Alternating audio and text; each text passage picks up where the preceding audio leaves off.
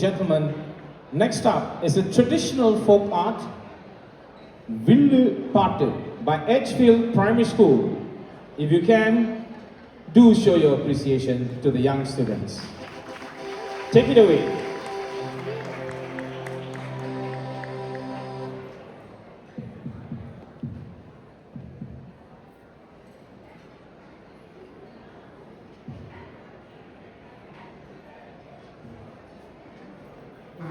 மதிப்புக்குரிய நம் சிங்கப்பூரின் மாண்புமிகு பிரதமர் திரு லாரன்ஸ் வோங் அவர்களுக்கு எனது பணிவான மாலை வணக்கங்கள். A very good evening to the Honorable Prime Minister of Singapore, Mr. Lawrence Wong. We extend our warmest and most respectful greetings to you. Today, we are delighted to present before you all Villu Pattu, one of the oldest and most cherished traditional folk art forms of the Tamil people. இன்று நாங்கள் உங்கள் அனைவர் முன்னிலையிலும் மரபுவழி கலைகளில் ஒன்றான வில்லுப்பாட்டினை நிகழ்த்து உள்ளோம். வில்லுப்பாட்டு என்பது தென் தமிழ்நாடு மற்றும் இலங்கையை பூர்வீகமாக கொண்டு தொன்மையான இசைவழி கதை சொல்லும் நாட்டுப்புற கலையாகும். இதில் அலங்கரிக்கப்பட்ட பெரிய வில்லை முதன்மை இசைக்கருவியாக பயன்படுத்தி அதனை தாளத்துடன் மீட்டியும் தட்டியும் நாட்டுப்புற கதைகள், வீரக்காவியங்கள் மற்றும் பாரம்பரிய பாடல்களை இசையோடு பாடி மக்களிடம் எடுத்துரைப்பார்கள். It is an ancient form of musical storytelling native to the southern Tamil Nadu and Sri Lanka, where performers sing ballads and folk tales while rhythmically striking a large decorated bow as the main instrument.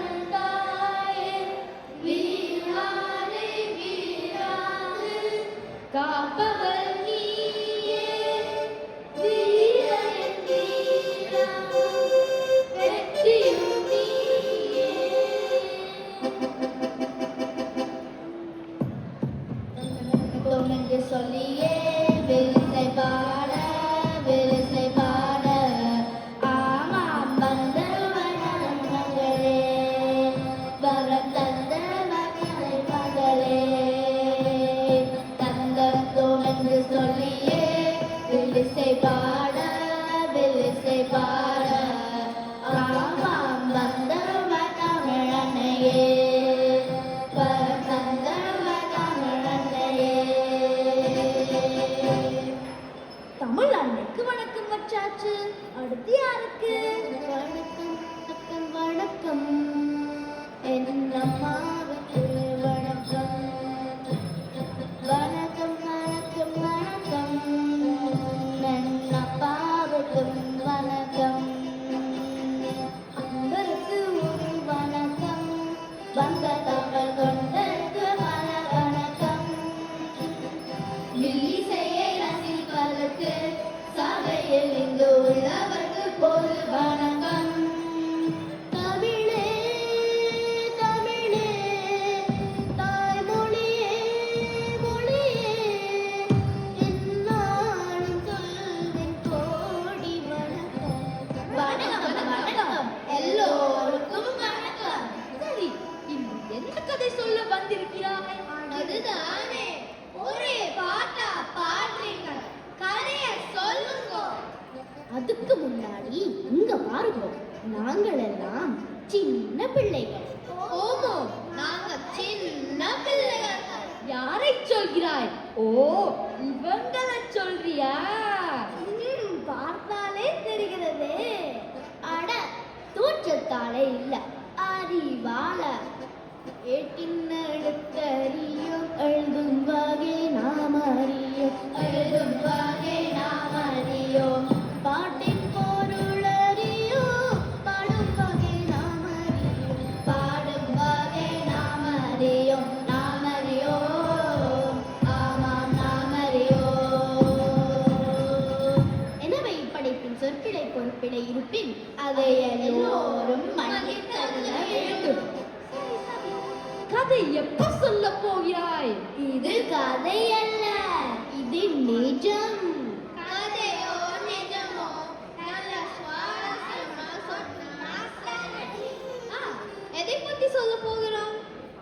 சங்கம் முதல் சிங்கை வரை. அது என்ன சங்கம்? தமிழ் சங்கம் தான். சங்க காலம் முதல் இன்று சிங்கை வரை தமிழின் பயணம் எப்படி என்று சொல்ல போகிறோம். ஓ, அப்ப நல்லா தான் இருக்கும். சரி சரி, சொல்லுங்க கேட்போம். சங்க காலத்தில் எப்படி தமிழ் வளர்த்தாங்க தெரியுமா? ஓ, தெரியுமே, முச்சங்கம் அமைச்சுத்தான். ஓ, சரி. யார் வளர்த்தாங்க தெரியுமா? மன்னர்களும் புலவர்களும் தான். ஓ, அப்படியா? இந்த காலத்திலேயும் அதே போலத்தான் அரசாங்கமும் ஆசிரியர்களும். மதுரை நகரில் தமிழ் சங்கம் கீதம் முழங்கும்.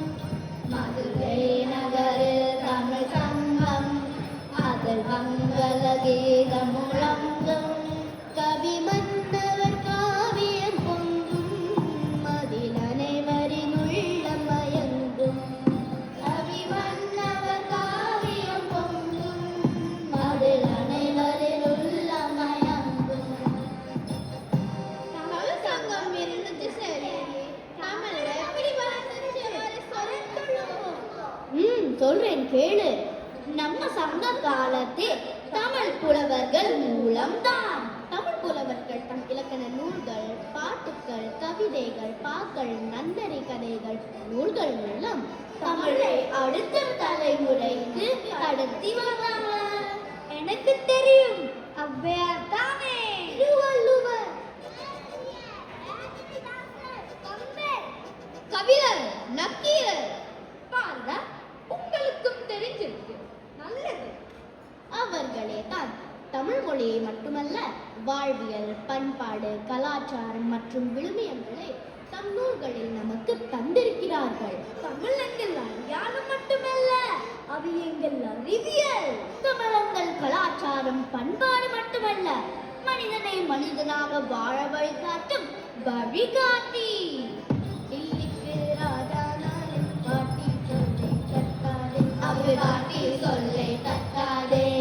பட்ட படிப்பு படித்திருந்தாலும் பாட்டி சொல்லை தட்டாதே, அவர் பாட்டி சொல்லை தட்டாதே, அவர் பாட்டி சொல்லை தட்டாதே.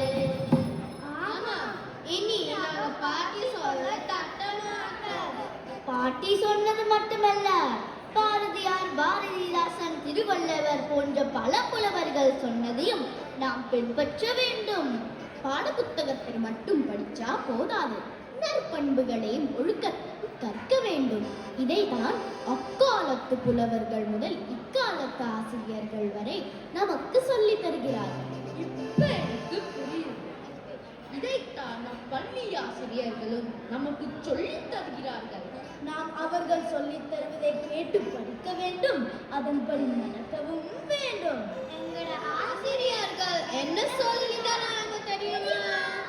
நூலைபடி சங்க தமிழ் நூலைபடி, நூலைபடி நூலைபடி சங்க தமிழ் நூலைபடி. காலை கடை கடும்பகல் படி, மாலை இரவு கொடுப்பகல் படி, நூலைபடி சங்க தமிழ் நூலைபடி, நூலைபடி நூலைபடி சங்க தமிழ் நூலைபடி. கற்பவை கற்கும்படி வள்ளுவர் சொன்னபடி கற்கத்தான் வேண்டும், அப்படி கல்லாதவர்கள் வாழ்வதெப்படி. நூலைபடி சங்க தமிழ் நூலைபடி, நூலைபடி நூலைபடி சங்க தமிழ் நூலைபடி.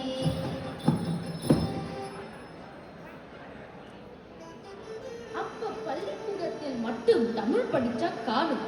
தமிழை வளர்த்திடலாம். சரியா போச்சு போ. அப்ப நீ வீட்டில் எப்படித்தான் பேசுகிறாய்? தமிழ்ல பேச மாட்டாயா? தமிழ்ல தான் பேசுவோம். நானும் தமிழத்தான் பேசுகிறேன். ஆனா ஆனா தங்கிலீஷ்ல அதானே. என்னது தங்கிலீஷா? அது என்ன புது மொழி? தமிழையும் ஆங்கிலத்தையும் கலந்த ஒரு மொழி.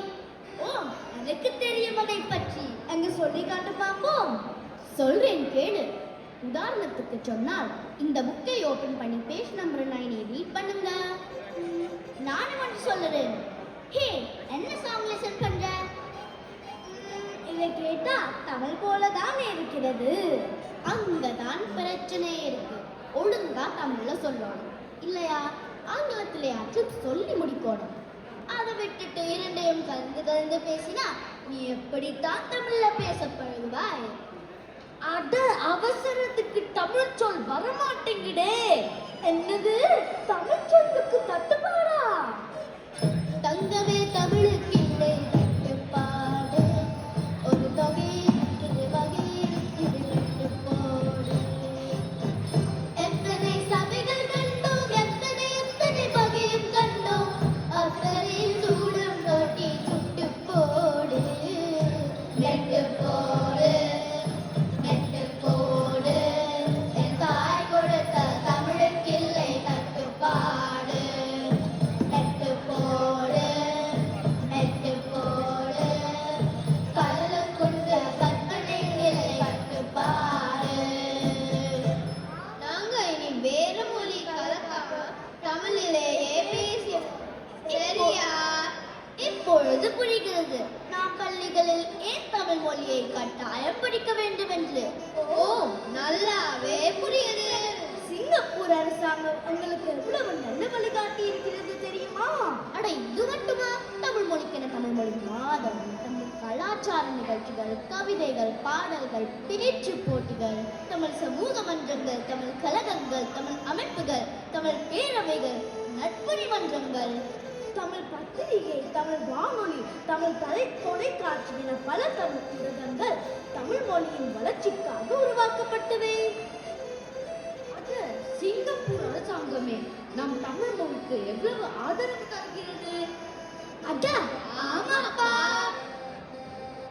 சிங்கப்பூர் சிறிய நாடாக இருப்பினும் பல இனங்கள் இருப்பினும் நம் தமிழ் மொழியையும் ஒரு ஆட்சி மொழியாக தந்து நம் தாய் தமிழுக்கு பெருமையும் பாரிய தொண்டையும் செய்திருக்கிறது. பார்த்தீர்களா?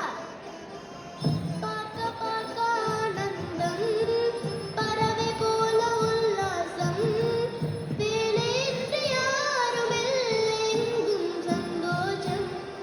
வெறும் பேச்சு வெட்டி கூட்டம் ஏதும் இல்லை இந்த ஊரில். கள்ளம் கபடம் வஞ்சகமின்றி கண்ணியமாக ஒற்றுமையுடன் வாழும் சிங்கப்பூர். இனி தமிழ் வகுப்பில் மட்டுமல்ல, வீட்டிலும் நண்பர்களுடனும் என் தாய்மொழியிலேயே பேசுவோம். தாய்மொழியை காப்போம். எப்போதும் உங்கள் வீட்டில் உள்ள குழந்தைகளையும் தமிழ் மொழியில் பேச ஊக்கப்படுத்துங்க. தமிழை நேசிப்போம், தமிழில் பேசுவோம்.